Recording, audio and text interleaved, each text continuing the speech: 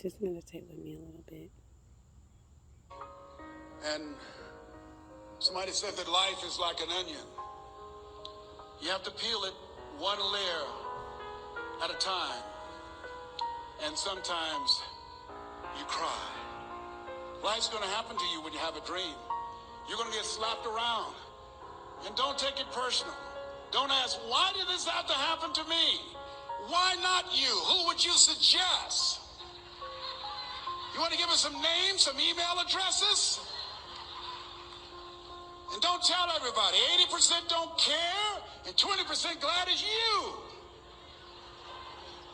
It's called life. Suck it up and move on. Get over it.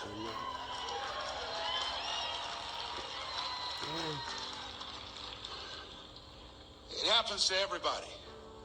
Here's the other thing: as you look at your goals and look at your dreams, when you're going through some stuff, repeat out to me, please. When things go wrong, don't go with them. Don't go with them. Yes, write that down.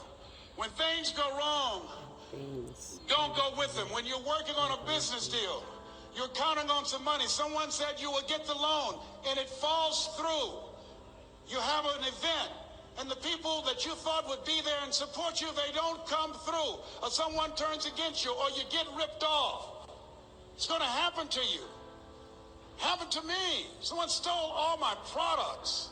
My database, over 180,000 names and addresses. It's not personal. It's going to happen to everybody. It does. 8 out of 10 millionaires have been financially bankrupt. Walt Disney had 7. He filed bankruptcy 7 times and had 2 nervous breakdowns. It's called life. But I got a saying: when life knocks you down, try and land on your back, because if you can look up, you can get up. You've got the power in you to do that. You've got something special. You've got comeback power. Here's the other thing. Let us say together, it's possible. It's necessary. It's me. Yes, write that down. It's me. Take ownership for your life. Nobody can live your dream for you but you. Nobody's going to take care of your business like you. Stop coming up with excuses. Don't give yourself permission to continue to live a small life. You can't fit a big dream into a small life. Give yourself permission to go for it, to test yourself, to challenge yourself, to live full. I like the saying, always strive to get on top in life, because it's the bottom that's overcrowded.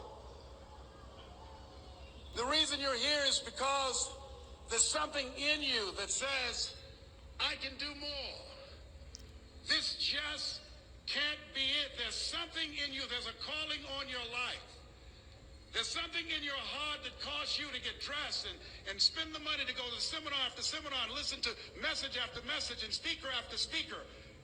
Because there's something in you that tells you this is not it for you. You have not peaked here. There's more in you that you are expressing. Eye has not seen, ear has not heard, nor has entered the heart of mankind what's in store for you if you challenge yourself, if you persist and persevere, if you take ownership for your life. Okay. George Bernard Shaw said the people that make it in this life, they look around for the circumstances that they want, and if they can't find them, they create them. Create what you want. You have the power in you to do more than you can ever begin to imagine, to control your destiny, to make a difference in our children, to make a difference on the planet, to make an impact. Let us say together, it's me. And let us say together, it's hard. Say it like you know it. Say it's hard. Ladies and gentlemen, it's hard. There are people who have seen their retirements taken away from them by the corporations that they work for. They were within 2 or 3 years of retiring, and they had it taken from them. The number 1 entrepreneurs in this country now are senior citizens. The number 1 employer, number 2, McDonald's and Walmart. And there's nothing wrong with those jobs. I guarantee you those people did not have a plan to end up living their lives at the end of life with those types of jobs. And they didn't have a plan like you have, and while you're investing in yourself, not to. And it's hard. There are people making choices between purchasing prescription drugs or paying for gas or a mortgage note. It's hard when you're working on a job for 20 years, 30 years, give them some good years, and then they come in and tell you, we've downsized. In other words, you're fired. And then you have to start all over again. How many of you know it's hard? Raise your hands, please. It's hard. And it's not fair. One of the things I like about T. Harv is he talks about work and investing in yourself. It's not fair when people are going up against that kind of stuff to tell them just think positive and be enthusiastic and everything will work out all right. Ain't that kind of party. It's hard. Life will put some knots on your head. I bought my first home for my mother. I was rushing, didn't know what I was doing, and I bought a home that had a lien against it. And they called me, Mr. Brown, yes, there's a lien against your property. We need $55,000 if you're going to stay there. Wait a minute, sir. I just bought this home. The guy told me there were no liens against it. I'm not the one that owe you the money. You should have checked that out, Mr. Brown. Come on. I called my attorney. We followed up. Yes, Les, there's a lien against the property. But he told me there were no liens. He lied, obviously. Oh, my God. He told me he wanted to help me because he admired the fact that I was buying this home for my mother and that he was adopted, and he identified with me. Les, he suckered you. He played you, man. So what? Well, would they take payment arrangements? What about $5,000 a month? They want all the money, Les. They want all the money, or you're going to have to get out. The house is going up for sheriff sale. Do you have it?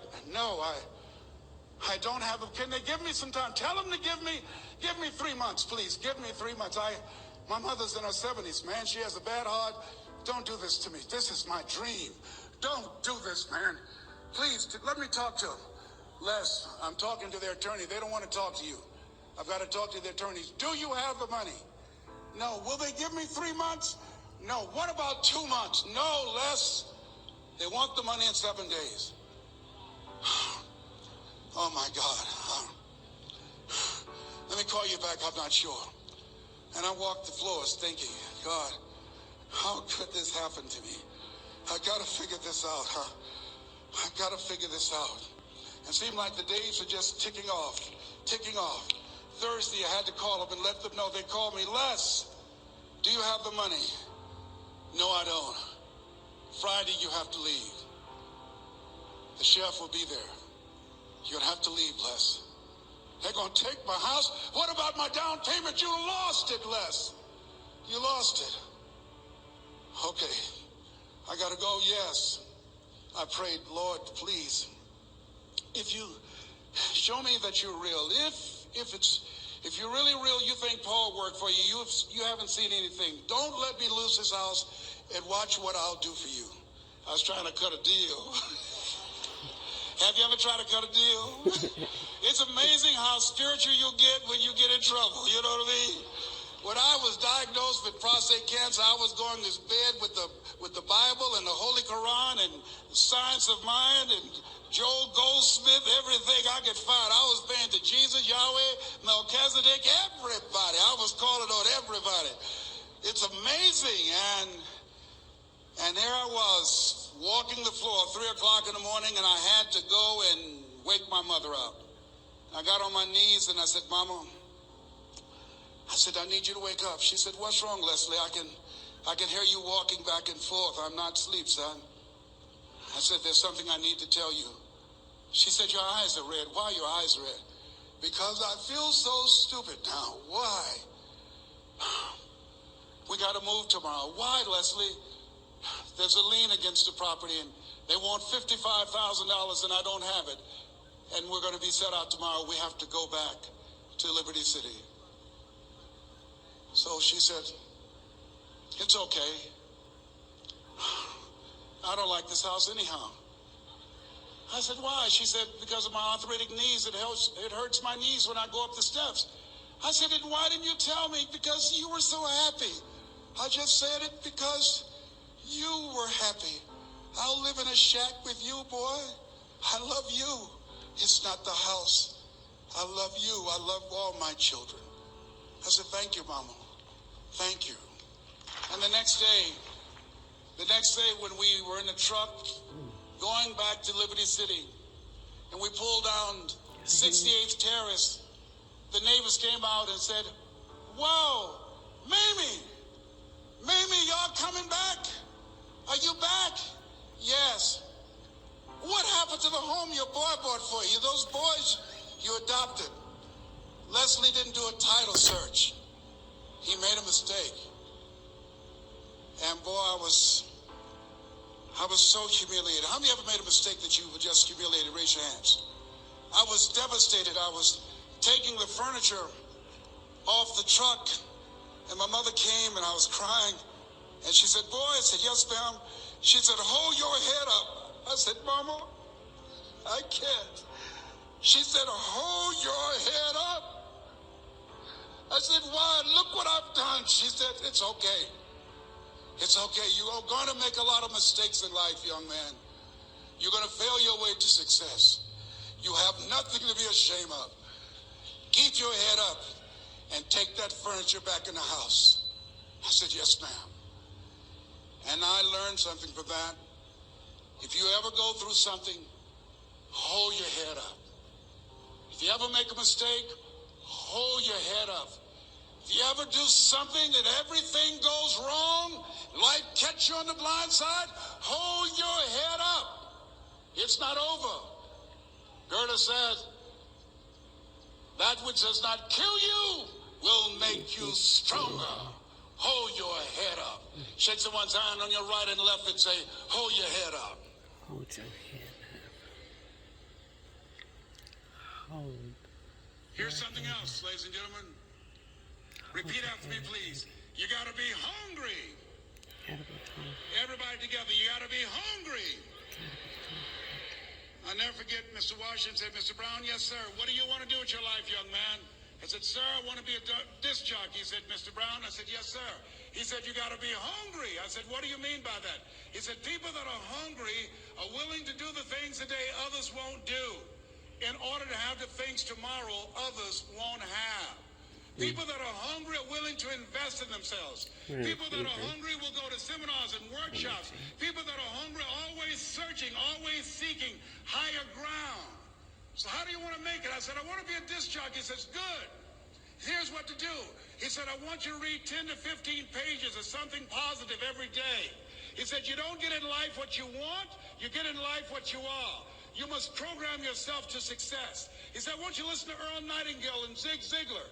Listen, faith comes by hearing and hearing and hearing." He said, "I want you to change your relationships, and I don't want you to ever lose your hunger."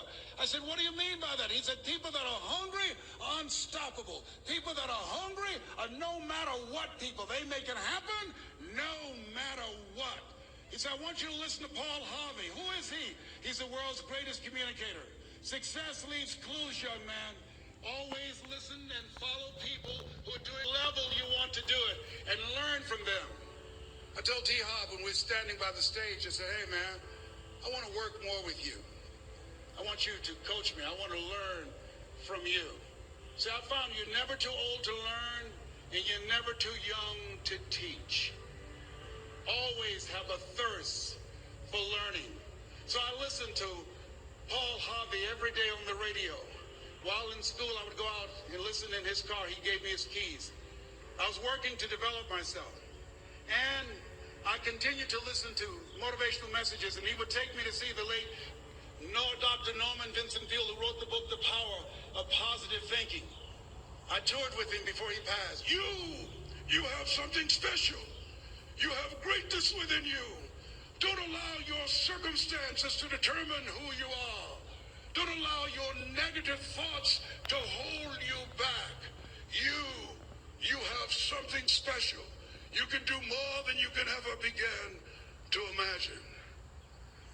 Dr. Peale was an incredible man. I admired him when he spoke. He gave me goosebumps. I can feel him in my heart. And I never forget, we were coming back to the school, and Mr. Washington said, "Mr. Brown," "Yes, sir." "When Dr. Peale spoke, you didn't move, and he He spoke, you were hanging on every word. When he spoke, we didn't have to tell you to sit down and be quiet. Why? I said, sir, I could feel him, and he talked. I felt like he was talking to me, sir. He said, he was. I said, but he doesn't know me, but he was speaking to you. Did you feel him in your heart? I said, yes, sir. He said, most people feel him in their head. If you felt him in your heart, he said, listen to him, son. Follow him, learn from him. And I would go to seminars and workshops. Anywhere I would find where Dr. Peel was, I would be in the